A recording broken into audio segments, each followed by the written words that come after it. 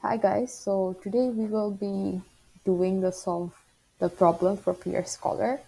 So the question we're doing today is 15.25 and we need to figure out the gear dimensions and identify the force components between the gears and how to solve the free body diagram for the gears.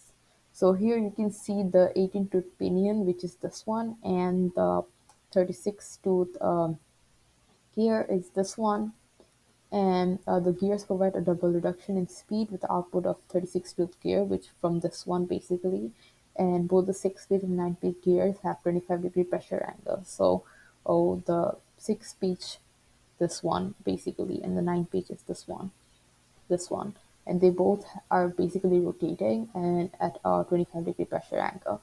So how to solve this question is by looking at this diagram. Here we can see how we can divide the torque and find the pitch diameter input by and by divide by p. So which would be for the 18, it would be the number of teeth divided by the pitch, which is 2.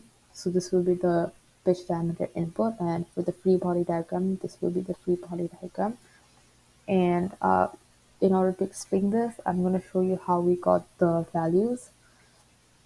So for the horizontal plane, the total moment across MA would be 0, the sum of moments. So that's what we considered. So this is AV and AH. These are the forces that's acting on the gear to move by the pinion. So this is one force, and this is one force that is this is caused by this pinion that's moving.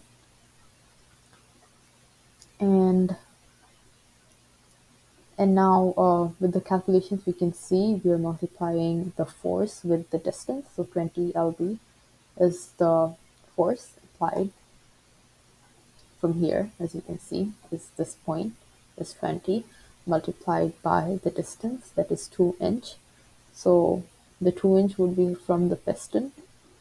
So we can measure it from here.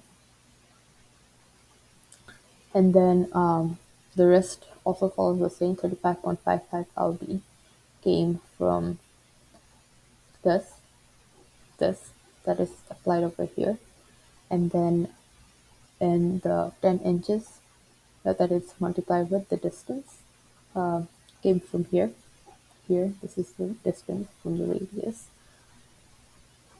and the rest, hence that's how he solves for BH. Like, this is the only unknown value, and then he solves for BH. And later we find the sum of the force is 0 because this is in equilibrium. So all the forces equals the sum of the forces will be equals to 0. So this is how we find the unknowns.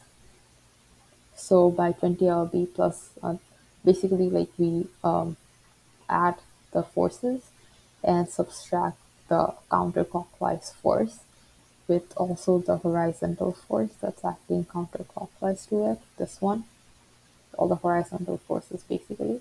And then we can find whatever is left, which is AH, and then we find the unknown value for AH. And for the vertical plane, in the vertical plane, the sum of the moment is also 0, and so we take all the vertical values of all the vertical forces.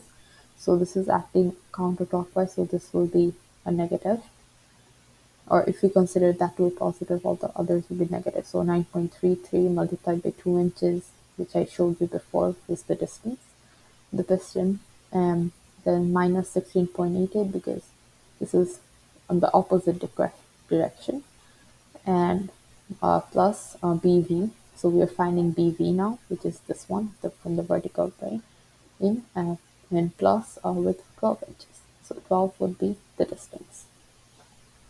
And then we can find PV, and then we consider again that the vertical forces or the sum of vertical forces equals to 0, and then we can find AV, which is the force which acts here, the vertical force, and hence AV would be 5.018 lb. So that's by the values, we can construct the free body diagram in this way, and we can say in which ways the forces act. And lastly, we can find the bearing radial loads by using the values we got, 592.59 root over, and use the formula basically for finding the radial loads.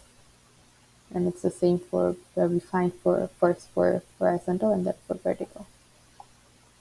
Okay guys, thank you so much. I hope you